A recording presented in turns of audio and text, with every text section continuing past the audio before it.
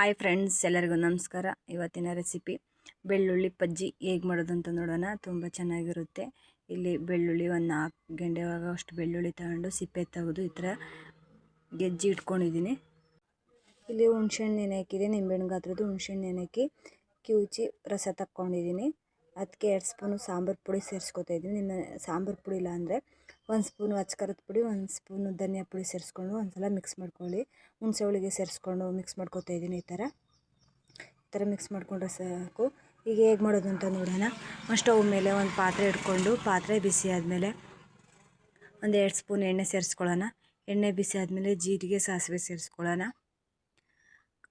Cut ಮಾಡಿರೋದು ಒಣಮೆಣ್ಸಿನ್ಕಾಯಿ, ಕರಿಬೇವಿನ ಸೊಪ್ಪು, ಒಂದು ಮೀಡಿಯಮ್ ಸೈಜು ಸಣ್ಣದು ಈರುಳ್ಳಿನೂ ಕೂಡ ಸೇರಿಸ್ಕೊಂಡು ಫ್ರೈ ಮಾಡ್ಕೊಳ್ಳೋಣ.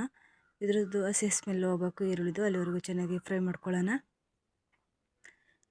ಇವಾಗ ಗೆಜ್ಜಿ ಇಟ್ಕೊಂಡಿರೋದು ಬೆಳ್ಳುಳ್ಳಿನೂ ಸೇರಿಸ್ಕೊಳ್ಳೋಣ. ಬೆಳ್ಳುಳ್ಳಿ ಸೇರಿಸ್ಕೊಂಡು ಫ್ರೈ ಮಾಡ್ಕೊಳ್ಳೋಣ. ಬೆಳ್ಳುಳ್ಳಿ ಫ್ಲೇವರ್ ಬರೋವರೆಗೂ ಚೆನ್ನಾಗಿ ಫ್ರೈ ಮಾಡ್ಕೋಬೇಕು. ಬೆಳ್ಳುಳ್ಳಿ ಒಂದು ಸ್ವಲ್ಪ ಕಲರ್ ಚೇಂಜ್ ಆಗುತ್ತೆ, ಅಲ್ಲಿವರೆಗೂ ಚೆನ್ನಾಗಿ ಫ್ರೈ ಮಾಡ್ಕೋಬೇಕು. ಇವಾಗ ಆಗಲೇ ಕಲಸಿಟ್ಕೊಂಡಿರೋದು ಉಳಿದು ಮತ್ತು ಸಾಂಬಾರು ಪೌಡರನ್ನು ಮಿಕ್ಸ್ ಮಾಡಿ ಇಟ್ಕೊಂಡಿದ್ನಲ್ಲ ಅದು ಸೇರಿಸ್ಕೊತಾ ಇದ್ದೀನಿ.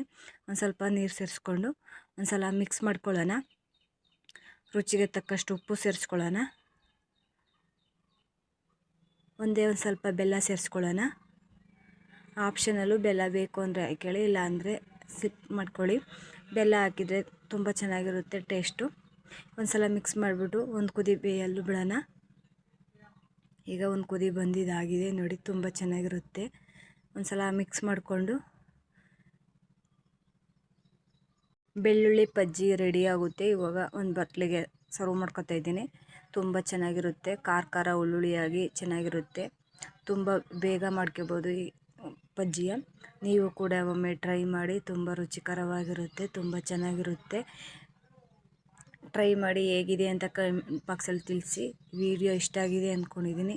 ಇಷ್ಟ ಆದರೆ ಲೈಕ್ ಮಾಡಿ, ಸಬ್ಸ್ಕ್ರೈಬ್ ಮಾಡಿ, ಶೇರ್ ಮಾಡಿ, ಸಪೋರ್ಟ್ ಮಾಡಿ. ಮತ್ತೊಂದು ವಿಡಿಯೋ ಜೊತೆ ಸಿಗೋಣ. ಬಾಯ್ ಬಾಯ್, ಟೇಕ್ ಕೇರ್.